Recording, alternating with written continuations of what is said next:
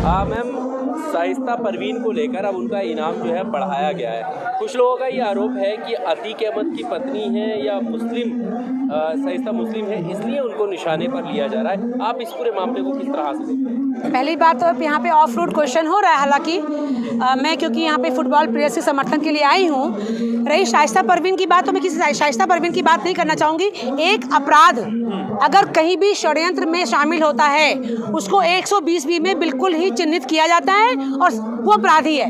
ना वो मुसलमान है ना वो हिंदू है। प्लीज़, जैसे हमारी प्राइवेट पार्टियां, जो राजनीतिक पार्टियां, दैट इज प्राइवेट पार्टियां, उन्होंने अपने देश समाज को बांट दिया है। ये अपराधी वो ठाकुर है, वो अपराधी वो ब्राह्मण है, वो अपराधी वो मुसलमान है। नहीं, अपराध अपराध है। शाइस्ता परवीन, हमें लगता है उनको सरेंडर कर देना चाहिए और सरकार को भी एक बार उस औरत को मौका देना चाहिए। अगर औरत इस टाइप से निकली है तो वजह क्या है?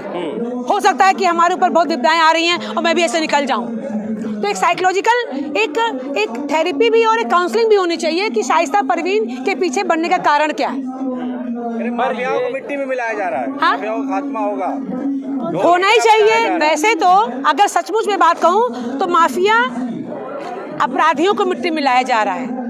अपराधी, माफिया, बाहुबली, ये शब्द को कहीं भी प्रयोग करने से, जैसे एट्रोसिटी लगती है ना, ऐसे ये शब्द को प्रयोग करने से कोई एक्ट लगना चाहिए। Because Baahubali so and so, mafia so and सो।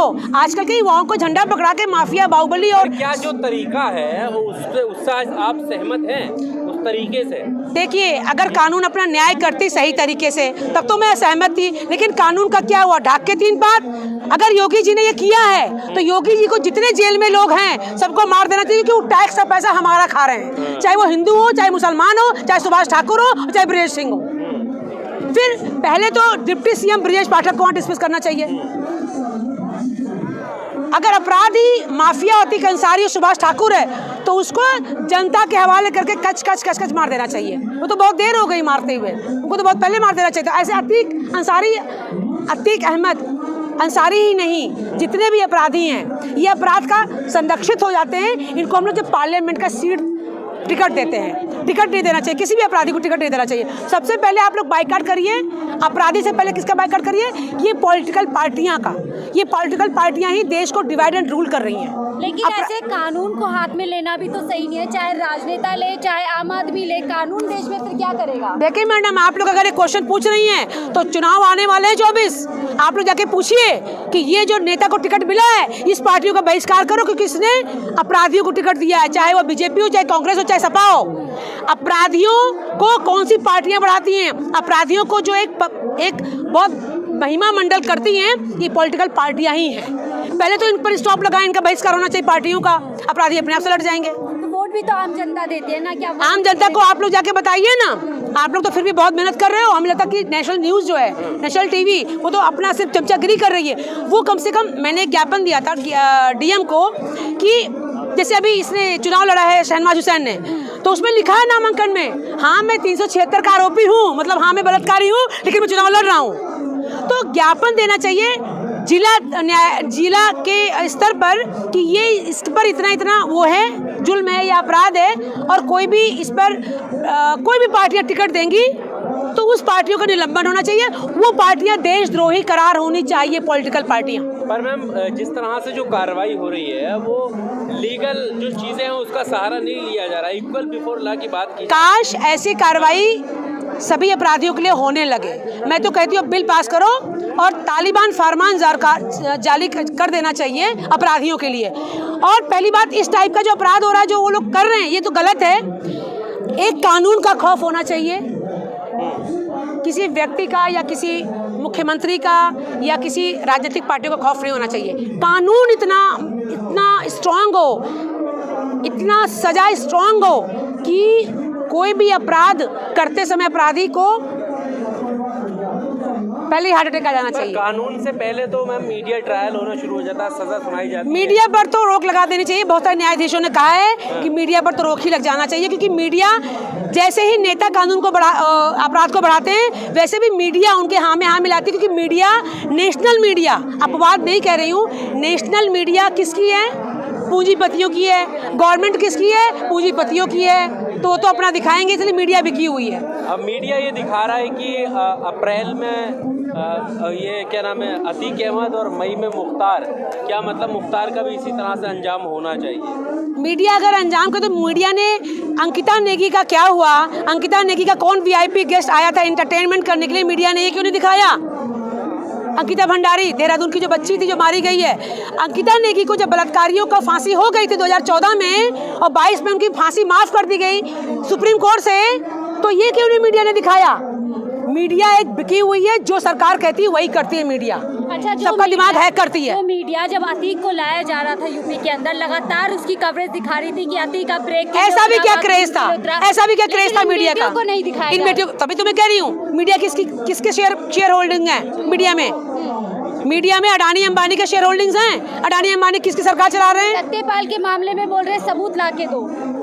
अब देखिए सबूत, वही मैंने कहा ना कि एक कानून इतना स्ट्रांग होना चाहिए कि सबूत, जो चीज़ें चिल्ला के बोल रही हैं, जब पुलवामा के सैनिकों ने मांगा था कि मुझे एयरलिफ्ट करवा दीजिए, आपने एयरलिफ्ट नहीं करवाई, तो इसका कोई जांच नहीं हुई। बिपिन रावत मर जाता है, उसकी कोई जांच नहीं होती है, यूं ही मर गया, बचा लिया गया जी, दुर्घटना हो गई। ऐसे ही अतीक अहमद को मारना चाहिए था उसको बहुत पहले, जिसने टिकट दिया था उस पार्टियों का बहिष्कार हम जनता को खुद ही करना चाहिए। अतीक हो, अंसारी हो, सुभाष ठाकुर हो, जितने भी बाहुबली है, ये जो फैला रहे हैं ये सब चीज़ें, एक लग्जरी जीवन हो गया, राजनीति हो नहीं होना चाहिए था। अपराधियों को पहले खत्म कर दे, एक भी अपराध हो अपराधी खत्म कर दो, दूसरा अपराधी नहीं होगा। लेकिन अभी 6 बार के सांसद जिन पे इतने गंभीर आरोप लग रहे हैं, उन पर कोई कार्रवाई नहीं हो रही है, सरकार सुध लेने के लिए तैयार नहीं है। देखिए, वो हमारे लोकसभा से सांसद हैं, 6ठी बार 7वीं बार बने हैं, उन्होंने समाज का कोई, बृजभूषण शरण सिंह समाज का कोई काम नहीं करता, उसको सिर्फ पैसा अट्रैक्ट करता है, और उसने सारी गरिमा पार कर दी है, सारी मर्यादाएं उसने लांघ ली हैं। अब उसकी पतन की बारी है।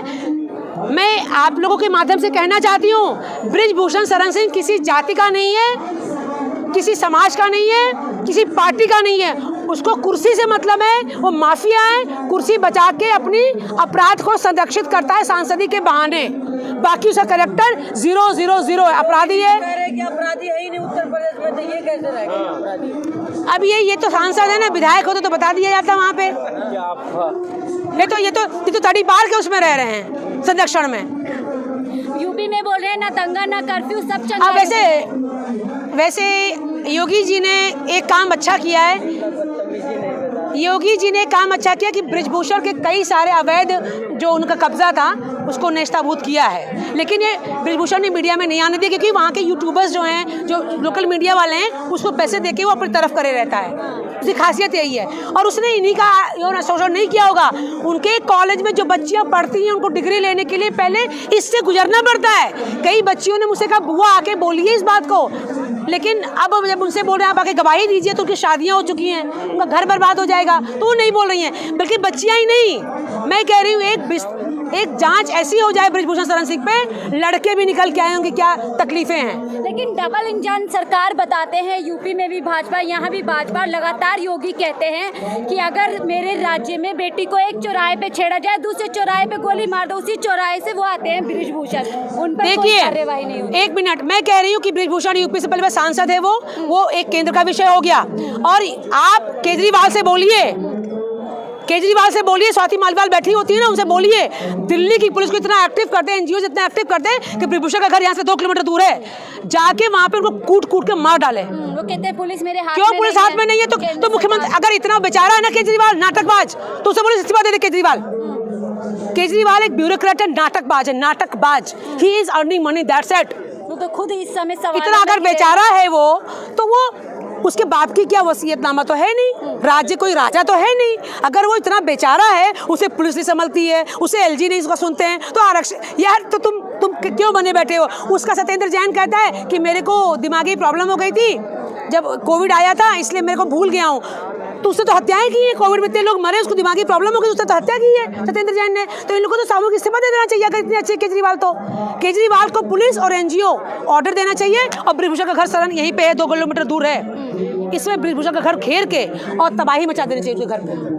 आम जनता उतर आनी चाहिए और इसमें पीछे से हाथ इसी दिल्ली गवर्नमेंट का होना चाहिए। आए तो जज्बा तो हो उसके अंदर।